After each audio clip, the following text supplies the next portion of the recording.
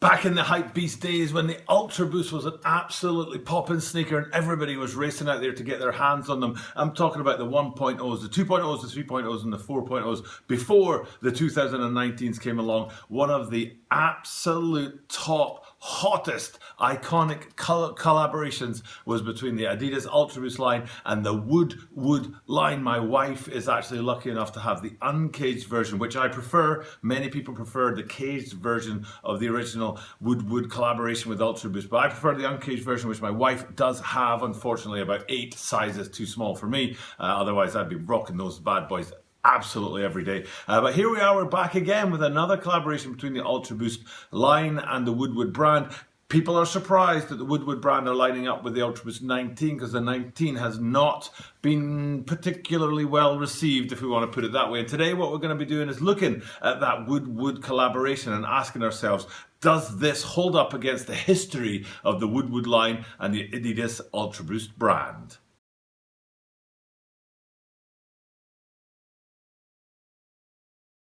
This is the Tokyo About It 23 Sneaker Channel. Tokyo About It 23 Sneaker Channelです。毎日アップするので毎日見てください. And every single day I bring you content from Tokyo, Japan about upcoming sneaker releases, sneaker news and sneaker reviews. And I also drop information about the butter movement. I'm going to stick that playlist ping up here right now. But we leave that butter movement stuff until the end of the video and focus in on the sneakers. And the sneakers we're looking at today is that UltraBOOST 19 tie-up with the Wood brand. Hopefully behind me I've chucked up a picture of those uncaged ones. I might have chucked up a picture of the caged ones from before, but it was the uncaged ones that caught my eye and I absolutely adore. And I was thrilled to see Wood coming back to the UltraBOOST and the Adidas line to do that collaboration. Today we'll be looking at those collaborations because there's 2 of them on the UltraBOOST 19 line and finding out if they hold up against the history of the UltraBOOST Wood collaboration from before in those hype beast days. But before that, it's a YouTube channel. I'd surely appreciate it if you down there could hit that subscribe button. So please do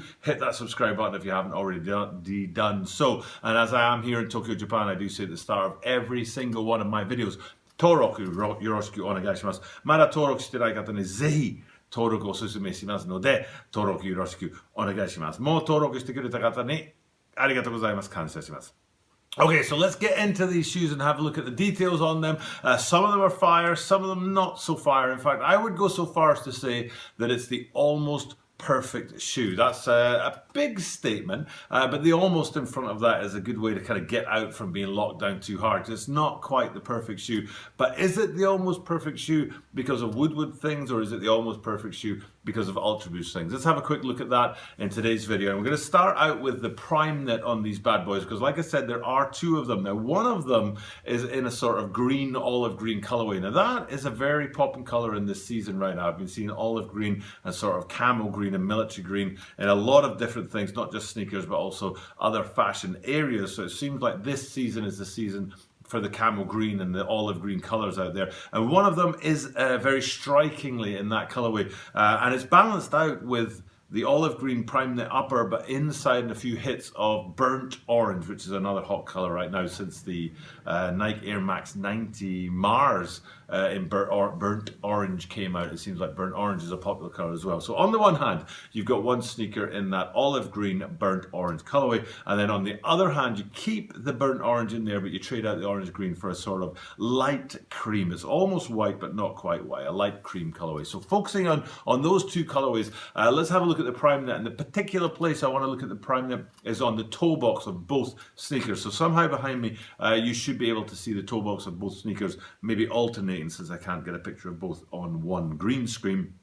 And what you'll be seeing there is across the toe box, it's further forward than the quarter line. The quarter line is the line between the toe box and the midfoot, which would be back towards the bottom of the lacing system. But even a little bit further forward from that, you've got these lines that go across the front of the toe box on UltraBOOST 19s. And I think they've got that just right in the case of this particular prime knit. In fact, it's one of my favorite things about the UltraBOOST 19s is what they've done with the prime knit. I think they've taken it a step forward compared to what it was for the 4.0s and 3.0s and previous iterations of the UltraBOOST. So I do like the prime knit on these guys, and I do like the way the 2 colors interact with the olive green on the one and then the sort of creamy color on the other. So the two prime knits, the colors themselves, very, very nice. And then when we go further back from that, we'll stop off at the lacing system, because down the lacing system, you've got this line. It's almost, to be honest, a bit like an Air Max 95 kind of vibe, 97 vibe, with that line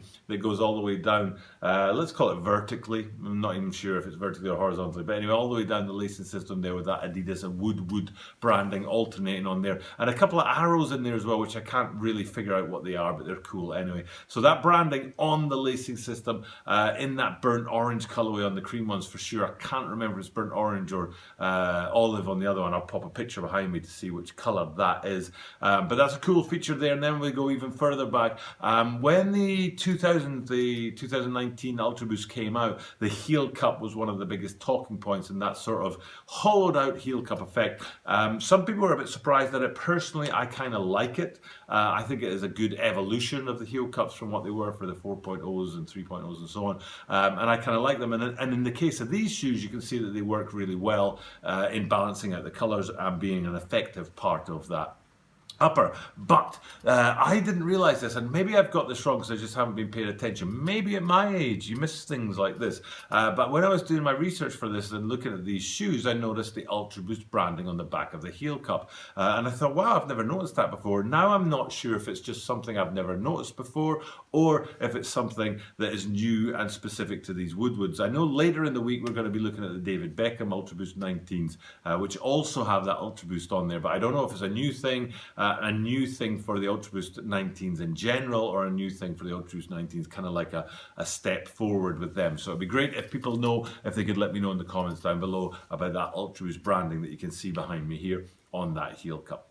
But all in all, a nice upper. I'm a fan of the colorway. I'm a fan of what they're doing with the sneaker here. I think I've covered everything that pretty much there is to cover. Of course, it's an UltraBOOST 19, so that massive hit of boost in the midsole there makes these incredibly comfortable. I own many UltraBOOST sneakers and they are outrageously comfortable. I'm wearing NMD R2s right now, so that's a little bit different.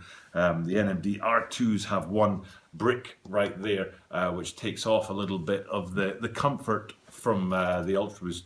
The Boost midsole, but UltraBOOST has it front to back without the bricks in there, and the comfort is absolutely unparalleled, second to none. And then further down on the outsole, you've got that Continental outsole to add a little bit of durability to the sneaker, and of course in the middle there I think it's that torsion bar. So that's the sneaker in general, but the 2019 UltraBOOST have been roundly panned, somewhat complained about because of one particular feature, and that particular feature is the cage. Now the cage on an UltraBOOST 19 is usually mesh, which is important because later when I do that David Beckham UltraBOOST 19, it's actually leather on there, and it's the first time I've seen a non-mesh cage on a 2019. Not saying that there aren't other sneakers out there with a non-mesh cage, but it's the first time I've seen it. In the case of these Woodwoods, you've got that transparent mesh or polyester, polystyrene, I don't know what it is, cage on the midfoot, which houses the lacing system. And generally speaking, most people are a no on that. I have talked about it in the past on my channel, how I'm not a huge fan of it either. And in the case of these Woodwoods, it's doubly bad. I can't find a better way to say it. I would like to soften that a little bit, but I can't find a better way to say it. I'm on one side, I think it's the lateral side, you have Adidas branding.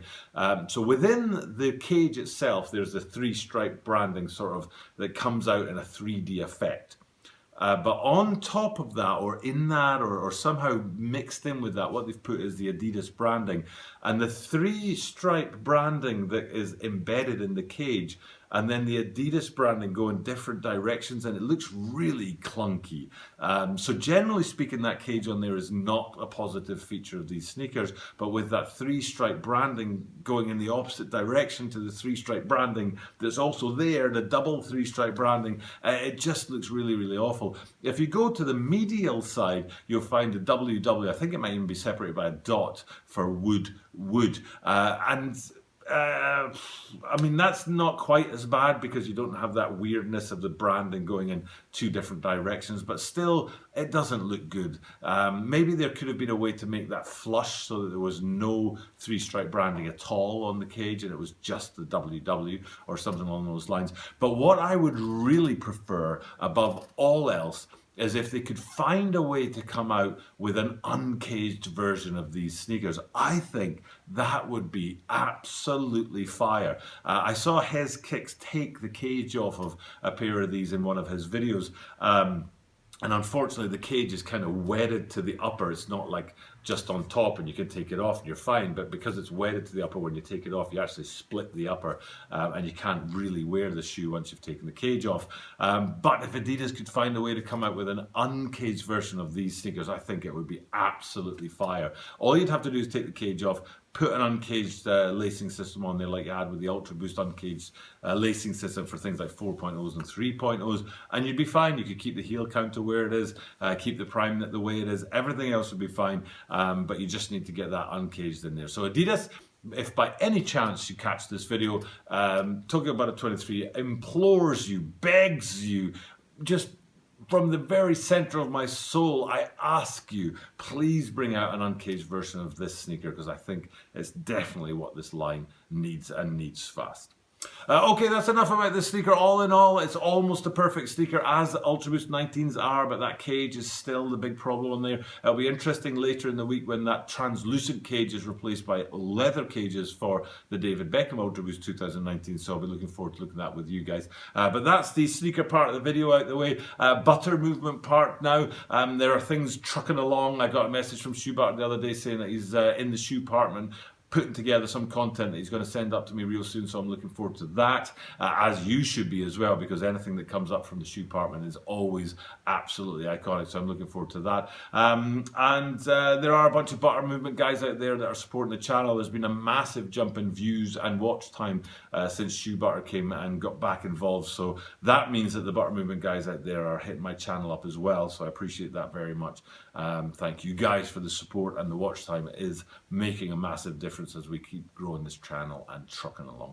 For now though, it's time for me to sign off. Thank you Butter Movement people, guys out there who have been watching my content, and thank you all the other people out there who are checking out my content and helping keep this channel growing. It's a truly great thing to get those comments down below and get people responding to the content I'm making, so I appreciate it and I thank you guys very, very much. For now though, it's time to sign off, and I still haven't found a better way to finish my videos, so I'm just going to do what I do at the end of every single one of my videos, which is look you straight in the eye and say that because I do this every single day, you are guaranteed to see me tomorrow.